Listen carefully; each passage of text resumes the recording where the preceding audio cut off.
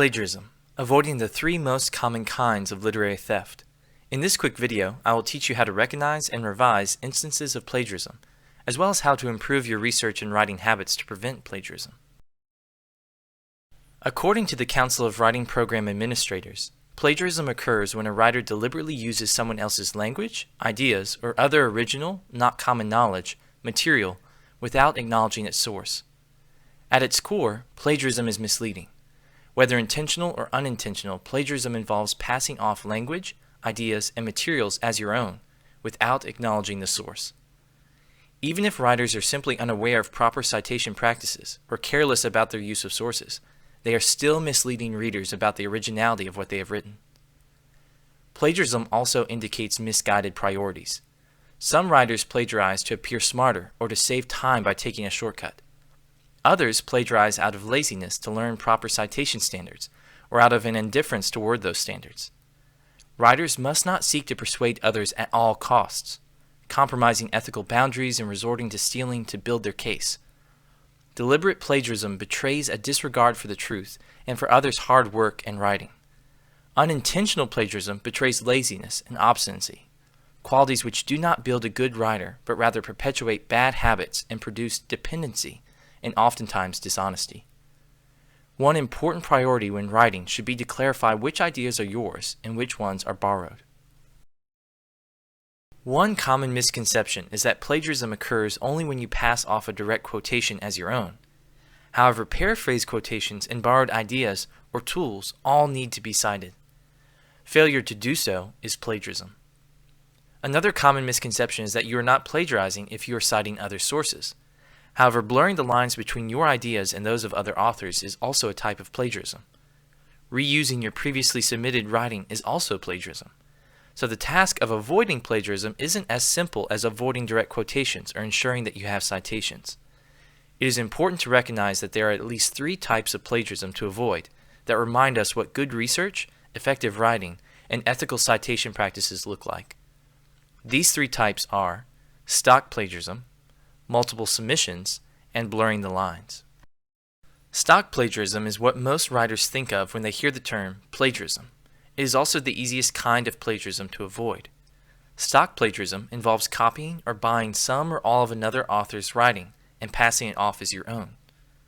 Despite the popularity of freelance sites that offer to write papers for nominal fees, buying written content from someone else and claiming it to be your own is flagrant plagiarism. Such practices are completely unethical. Do not contract an agency, ghostwriter, friend, classmate, or family member to do your writing for you. The problems with such actions extend far beyond plagiarism. Borrowing the ideas of authors, tutors, or writing consultants, or professors is also plagiarism if you do not cite the sources of those ideas. Say you are writing an essay on the effects of good literature or on the role of art, and say you come across this quotation by J.R.R. Tolkien, "For we put the thought of all that we love into all that we make."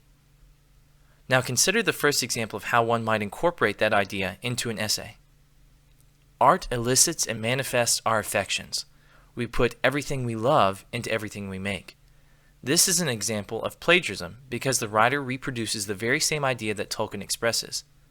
The writer may have thought that switching out a word or two would be enough to avoid plagiarism. However, because this example fails to clarify which idea is original and which idea originated with Tolkien, this is an example of plagiarism. Consider the second example. Art elicits and manifests our affections. As Tolkien writes, we should put the thought of all that we love into all that we make. This example mentions Tolkien, so some writers may think they have done their due diligence and mention the author of the source.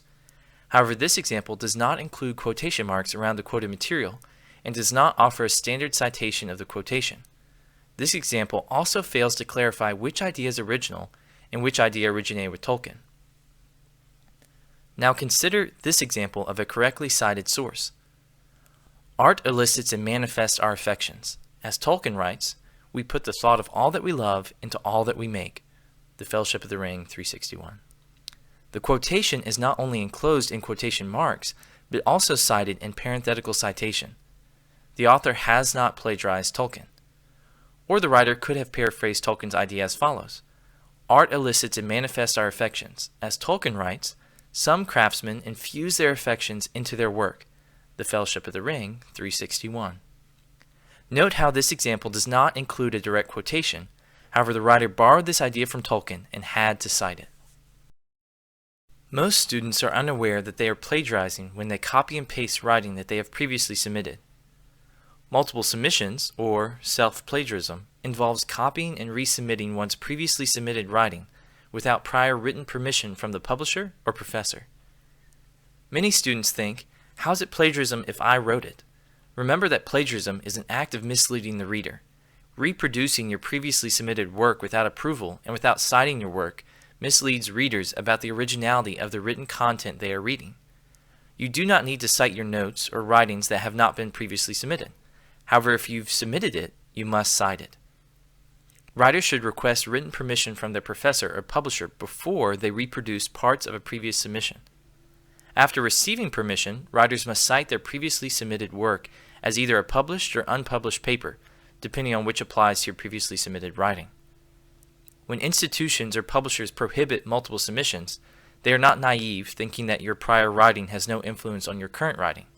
They do not wish to stifle your development and force writers to diversify their projects to avoid writing multiple works on the same topic.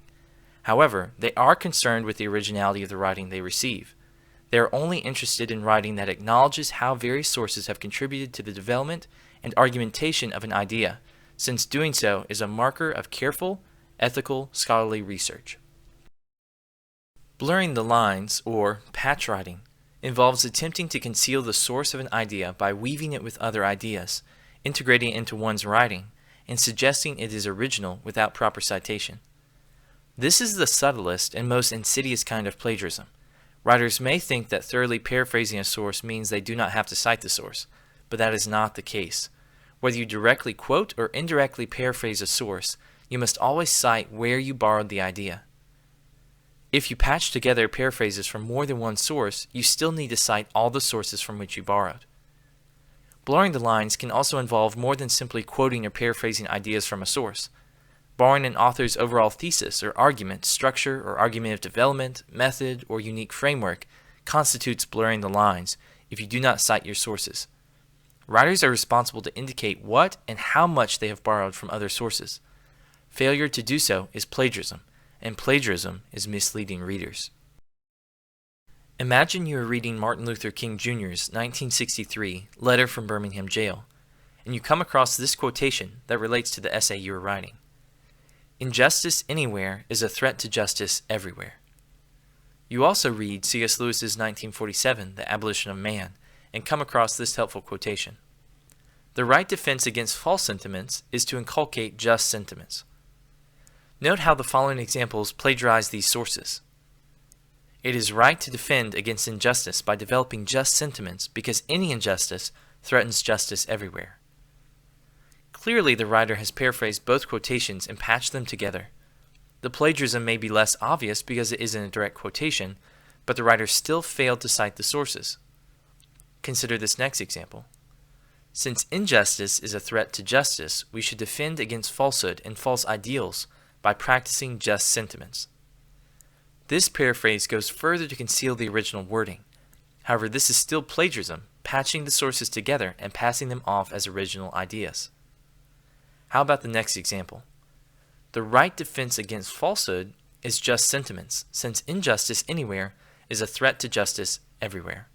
King, Letter from Birmingham Jail, paragraph 4. Even though there is a citation at the end of the sentence, this is still an example of plagiarism, because the writer blurs the lines between the two sources and only cites one, perhaps to appear less dependent on sources than he or she actually is. Note that the writer also failed to put the direct quotation in quotation marks. Here's an example of the proper use of sources. "Since any injustice is a threat to every vestige of justice in society," King, Letter from Birmingham Jail, paragraph 4, "the proper defense against unjust sentiments is to inculcate just sentiments." C.S. Lewis, The Abolition of Man, 24. In this example, the writer integrates the borrowed material and includes proper citations. Note that the writer makes sure the reader is clear not only about the origin of the material, but also what and how much they have borrowed from other sources. Plagiarism is often owing to improper citation rather than malicious attempts to deceive readers. However, writers are still misleading readers when they borrow from a source without a citation of the source, with a citation that does not attribute the proper source, or with a citation that does not adequately indicate the extent of the borrowing. Here are a few examples. First, without a citation. Consider this example. Dorothy Sayers writes, "It is true that everybody is a maker in the simplest meaning of the term." Note that the writer borrows from a source and even mentions the author, but never cites the source text or location. Thus, the reader has no way of knowing the original location of the quotation. Second, with a citation that does not attribute the proper source. Simply adding a citation doesn't fix every issue, however. Many students misattribute material or insert citations randomly to avoid the appearance of plagiarism. Consider this example. Many people are unaware that "Not all those who wander are lost" is a line from a poem about Aragorn. Lewis, Mere Christianity 23. Note that the writer includes a citation, but the citation is simply there for show, since the quotation does not come from that source. A proper citation would be J.R.R. Tolkien's The Fellowship of the Ring, page 252 in the HarperCollins 2019 ebook edition. Even though there is a citation, the quotation has not been properly cited, misleading the readers about the source of the quotation. Third, with a citation that does not adequately indicate the extent of the borrowing. Consider this example. Evangelicals not only acknowledge the need for spiritual conversion, but also believe that they must be active in living out the gospel. Moreover, evangelicals regard the Bible as chiefly authoritative and make as their central confession the redemptive sacrifice of Christ on the cross. A theology of the cross underlies a distinctly evangelical theology. Bebbington, Evangelicalism in Modern Britain, 369. Notice the writer includes a citation of the proper source. However, the writer does not indicate the extent of the borrowing. In Evangelicalism in Modern Britain, David Bebbington defines evangelicalism by a quadrilateral of foundational commitments: conversionism, activism, biblicism, and crucicentrism. Clearly, this information inspired the first two sentences and gave them their distinctive structure. However, the reader would be unable to know this by the citation at the end of the third sentence. What the writer should have done is cite all three sentences or include in the citation a brief note that mentions how Bebbington's quadrilateral structured the writer's articulation of evangelical theology. The principle to remember is that you should always cite your sources, making sure that they are the proper sources for the material you borrowed, and that your sources indicate the extent to which you borrowed from those sources. It is often said, "Err on the side of caution," or, "When in doubt, cite." These are helpful principles, though they are vague in application. A more concrete and specific rule would be to always cite borrowed ideas, and, in a place where your reader could potentially be confused about the precise origin of an idea, clarify or cite it as well. The most effective way to avoid plagiarism is to learn effective research habits. Most instances of plagiarism are owing to lazy, ineffective, or hasty research. So consider these 5 tips for improving your research habits. First, allow yourself sufficient time to research and write your project. Writers are more likely to cross ethical boundaries and make costly citation mistakes when they have little time to produce a quality essay. In high-pressure time crunches, writers may resort to shortcuts that jeopardize the integrity of the project, including resubmitting prior submissions. So schedule your time, leave yourself enough margin to go where the research leads, and make sure you are not in a rush when transposing quotations. The benefits of integrity, credibility, and accuracy are worth the time and effort. So work to allow yourself sufficient time to research and write your project. Second, free write about the object of study before reading other sources. It is important for writers to make an effort to develop their own thoughts and arguments about their particular object of study. If you immediately go and read what others have to say, you may risk simply parroting their ideas, letting someone else give you your argument, and thus losing your own voice and distinctive perspective. Before reading what others argue, get alone with your object of study and devote some time to writing your own reflections. Doing this will help you develop your own voice, help you have something to say, help you evaluate other sources, and help you avoid simply borrowing someone else's ideas, argument, or approach. Third, include citations in your notes. Many writers end up blurring the lines between sources because they fail to take thorough notes and record the basic citation information of the sources they consulted. Next to each note, include the author's name, the abridged title, and the page or paragraph numbers to make sure you know the source associated with your note. Fourth, immediately insert quotation marks when transposing a quotation. One simple, concrete practice to avoid plagiarism is to insert quotation marks in the document before or immediately after copying and pasting a quotation. The longer you wait to enclose material in quotation marks, the more likely you are to forget or blur the lines between your words and someone else's. Fifth, keep a running log of inspirations. Since plagiarism involves more than simply copying the wording of a source, it is important to keep track of the ideas that inspire your thought and to keep a log of the structures, outlines, lines of reasoning, and examples that you borrow for your project.